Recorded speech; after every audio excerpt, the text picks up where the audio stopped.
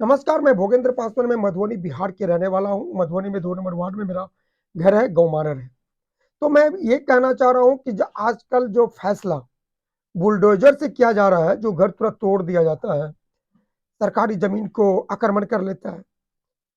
पहले तो चोरी डकैती बहुत हुआ करता था, चोरी डकैती आज भी होता है, लेकिन आजकल बड़ा चोर होता है। पहले घर सब में चोरी-चार कर लेता था।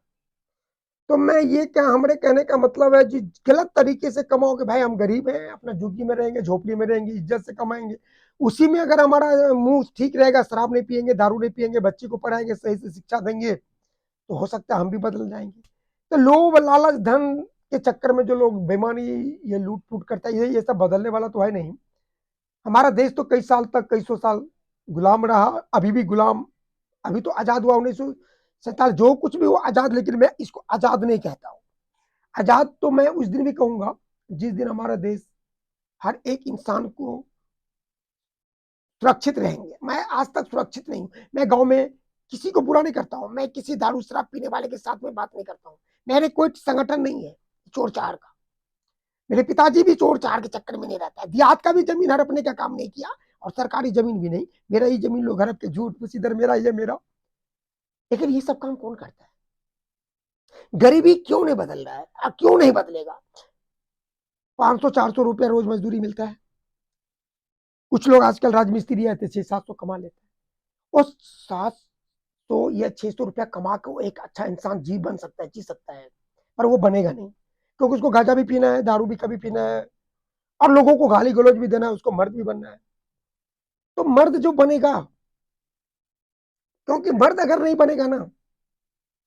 तो फिर उसको दिक्कत हो जाएगा क्योंकि वो अपने आप को ये सोचता है कि मैं किसी को गाली दूंगा या किसी को मारूंगा या लूटूंगा ना तो हम मर्द कहलाऊंगा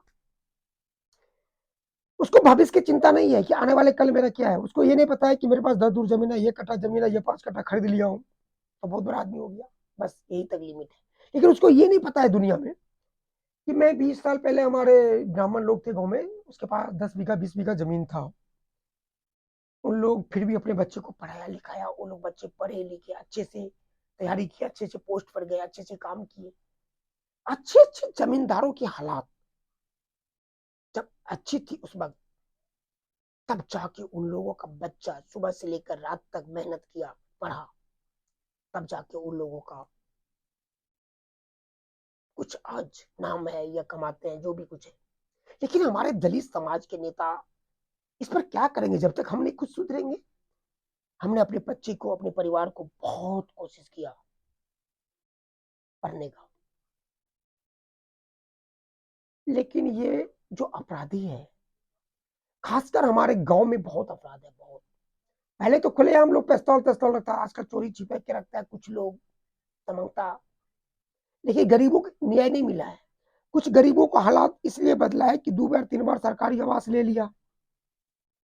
कुछ राजमिस्त्री से ठेकेदार भी बन गया कुछ प्रतिनिधि जीत भी गया पंचायत में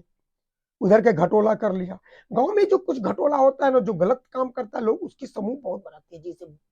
मजबूत रहता है आप उससे फेस नहीं कर सकते उसको सही बात नहीं बता सकते आप उसको कितनों भी एक बार हम कई योजना के बारे में बात करेंगे तो उल्टा जवाब देगा क्योंकि उसको मजदूरी करना है क्योंकि इस तरह का लोग नहीं रहे होगा ना तो फिर मजदूर कैसे पैदा होगा आपको पता है कि मैं सबसे गरीब इंसान था उस गांव में गरीब इस मैंने भी था कि मेरे पिताजी लेकिन बहुत मेहनत से मजदूरी करते थे कुछ जमीन जता करते थे वो भी जो भी कुछ करते थे और हमारे 7 भाई बहन में सबसे बड़े थे लेकिन मैं आज तक किसी की मजदूरी नहीं किया ये बहुत गर्व की बात है और मुझे इतनी शक्ति जरूर है कि मैं 150 आदमी को रोजगार दे सकता हूँ मेरे पास कुछ नहीं है मैं फकीर इंसान हूँ मेरे पास दौलत है ही नहीं मैं आज तक घर भी नहीं बनाया जो मेरे पिताजी झुग्गी झोपड़ी बना के रखे वही है लेकिन इतनी से जरूर शक्ति है कि मैं कुछ कर सकता हूँ मैं अभी तक कोई सरकारी योजना की लाभ नहीं लिया बस स्टॉल लेता हूँ यही मेरा ये एक लाभ है कहने का मतलब है कि महाराष्ट्र में बुलडोजर चलना चाहिए बिहार का जितने भी पंचायत है उसी जितना भी प्रतिनिधि है उस सबको जांच करके अगर गलत पाया जाता है तो उसकी घर को तोड़ दिया जाए मधुबनी पेंटिंग मैं बेचता हूँ बनाता हूँ कलाकार भी मेरा भाई भी है बहन भी है सब कुछ है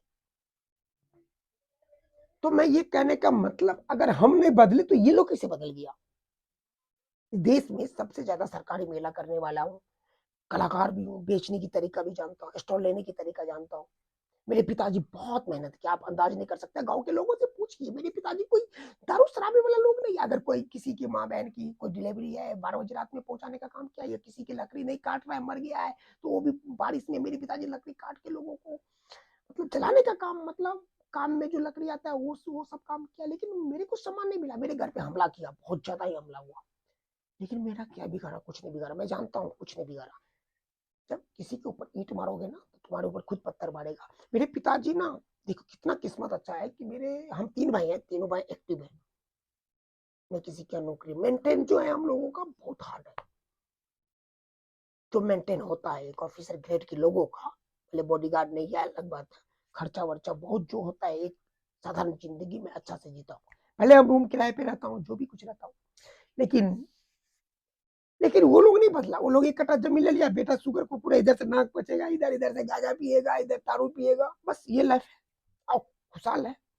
बहुत खुशहाल है। धनवान समझता है, वीरवान समझता है, ताकतवान समझता है। और गांव में अगर आप जमीन दिए किसी को बटाए, अगर उस जमीन खरीद दी, तो जो बटाए रखा था उसको 2-4 लाख दलाली दो, उसमें मारपीट केस फौजदारी। हमारे गांव में केस ना आम बात है। हमारे यहाँ 40-50 केस लड़ने वाले लोग मिलेंगे, उसको सम्मान भी मिलेगा, इज्जत भी मिलेगा। हमारे गांव को सीखना चाहिए। अच्छा, जितवारपुर गांव के नाम आप सुने होंगे। वहां पर पद्मश्री 3 ठो है, कई नेशनल अवार्डेड है, कई दर्जनों से ज्यादा सैकड़ों में स्टेट अवार्डेड है। उस गांव में सबसे ज्यादा पैसा आता है, लेकिन एक लेवल है। हमारे गांव में पैसा कैसे आता है? पैसा कोई जमीन खरीदा बाहर के लोग तो कुछ 10-20 लाख रुपए कमा लिया, और ये कोई प्रतिनिधि जीत गया पंचायत में या वार्ड में, अभी जो कुछ भी जीता, कुछ पैसा घटोला कर लिया। ये तीसरा आमदनी, एक आमदनी है कि 2-4 बार घर बना लिया, या कोई घूस देकर टीचर बन गया। इस तरह का माहौल में कुछ पैसा कमा लिया। लेकिन ये लोगों का बच्चा क्या करेगा मालूम है आपको? सबका बच्चा क्या करेगा? अच्छी चलो लेबर कुली बनेगा, दिल्ली बम्बे जाएगा। तो यार मेरा पिताजी से सीखना चाहिए। हमारे पिताजी का कोई अगर पाँव धो के पी लेगा ना, तो 7 पुश्त उसकी स्वर्ग चला जाएगा। मैं सच कर रहा हूँ।